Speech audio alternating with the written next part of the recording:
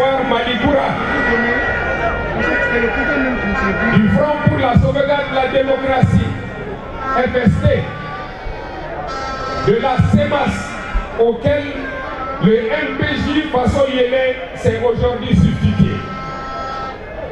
Ce tabel a trouvé un écho et un accueil favorable au sein des forces vives à travers Anko Malibron, le mouvement façonné, deux centrales syndicales que sont la CDTM et la CSTM, le Forum des organisations de la société civile, la coordination des partis politiques adhérents, la coordination des associations adhérentes, la coordination des femmes du M5-RFP, la coordination des jeunes du M5-RFP, les coordinations régionales du M5-RFP et la coordination de la diaspora malienne M5-RFP. Et progressivement, s'est opérée la jonction avec d'autres composantes de notre peuple à travers une forte implication des leaders religieux et traditionnels, des commerçants, des détaillants et autres acteurs du marché de Bamako, des corporations et syndicats de transporteurs, des boulangers, des fonctionnaires des départements des finances et du matériel DFM, d'agents de police, de surveillants de prison, d'enseignants, des travailleurs des mines. Ainsi, chers compatriotes, vous avez massivement répondu à notre appel des 5 juin, 19 juin, 10 juillet et 11 août 2020. Vous avez aussi, Maliennes et Maliens des villes de campagne et de la diaspora, confié au comité stratégique l'honneur, mais aussi le redoutable privilège de conduire les premiers pas de notre mouvement avec des orientations et des objectifs très clairs. 1. Lutter contre la corruption, la mauvaise gouvernance, le népotisme, l'impunité qui ont conduit notre pays au bord du précipice. 2. Veiller sur l'état de droit, la République, la démocratie et la laïcité. 3. Situer résolument toutes nos actions dans le strict respect de la loi et le refus de la violence. Et enfin 4.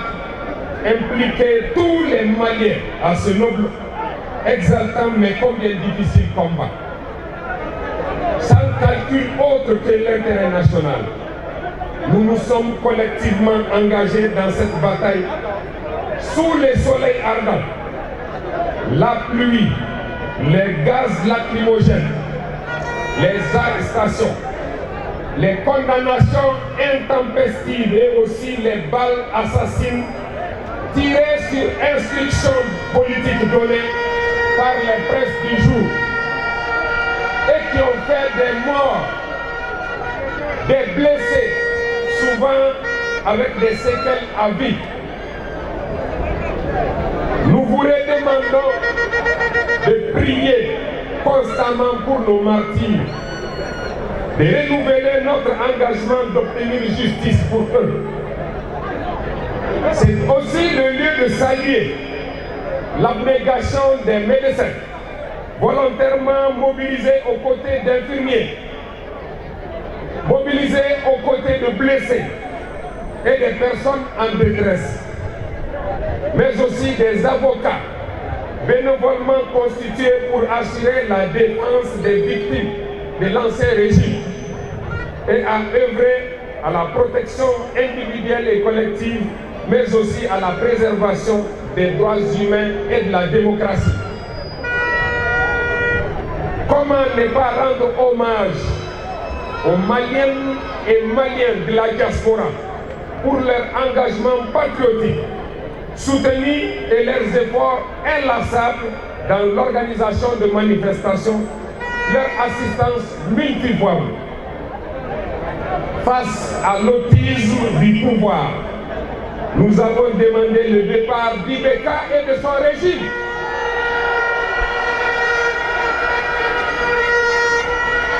Cette lutte hautement patriotique a été parachevée le 18 août 2020 avec l'intervention de nos vaillantes forces de défense et de sécurité.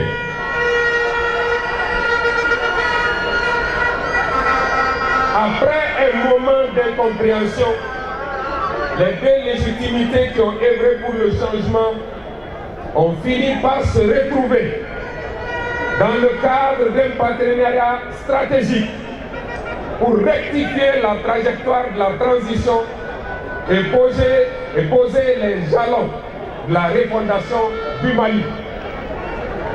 Cette vaste entreprise sera inclusive et ouverte à toutes les personnes ou forces politiques et sociales acquises au changement.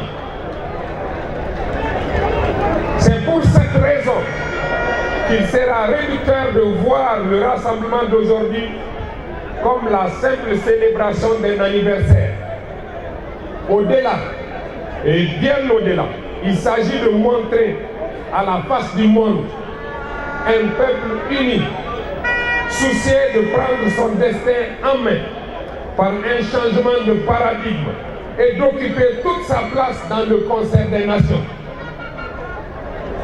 Cette quête d'un renouveau passera nécessairement par la mise en œuvre rationnelle et intelligente des 10 points déclinés en 17 mesures fortes dont la mise en œuvre permettra la rectification de la trajectoire de la transition pour la refondation du Mali.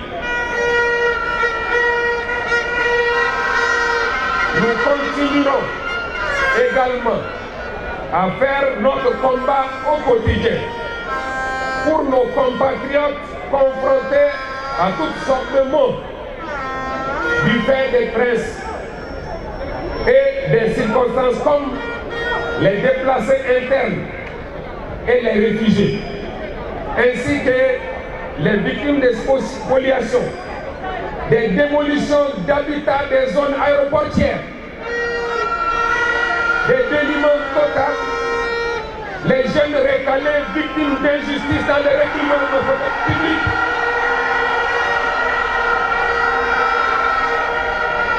C'est dans ce contexte qu'il a été décidé de confier. C'est donc dans ce contexte qu'il a été décidé de confier le poste de Premier ministre au M5 RFP.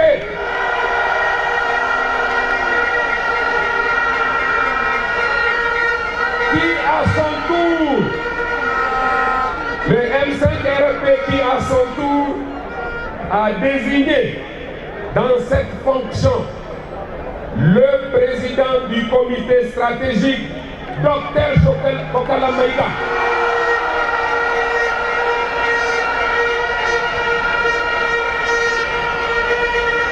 Eh bien, nous mesurons tout le poids, les difficultés et la gravité de la charge, mais nous sommes décidés à l'assumer sans reniement. Merci à toutes celles et à tous ceux qui ont fait le déplacement aujourd'hui. Pourrais-je les citer tous? Certainement non. Mais permettez-moi de citer les autorités et légitimités traditionnelles et religieuses, les associations et partis politiques, les syndicats, les transporteurs, les commerçants qui ont fermé boutique cet après-midi pour être là. Merci à tous. Maintenant, je ne vous oublie pas, braves militants de toujours du M5RFP, notamment les femmes du M5RFP et les jeunes du M5RFP.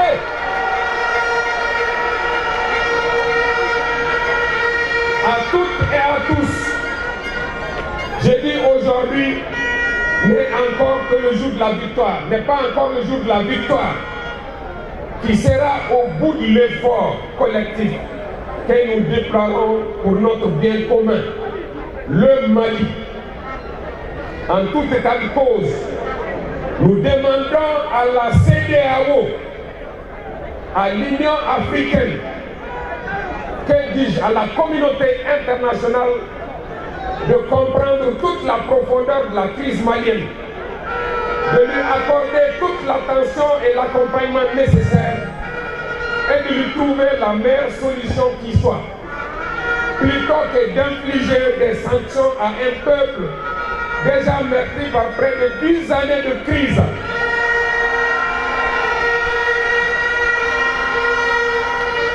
Le peuple malien doit rester plus que jamais mobilisé et déterminé dans la mise en œuvre de son objectif stratégique de changement de système sur l'ensemble du territoire national et dans la diaspora, jusqu'à l'aboutissement de son combat patriotique pour la restauration d'un Mali démocratique, républicain et laïque, doté d'une gouvernance responsable et vertueuse. Vive le peuple du Mali! Vive la République! Vive les M5 RFP! Vive les forces armées et de sécurité du Mali! Bamako, vendredi 4 juin 2021. Je vous remercie.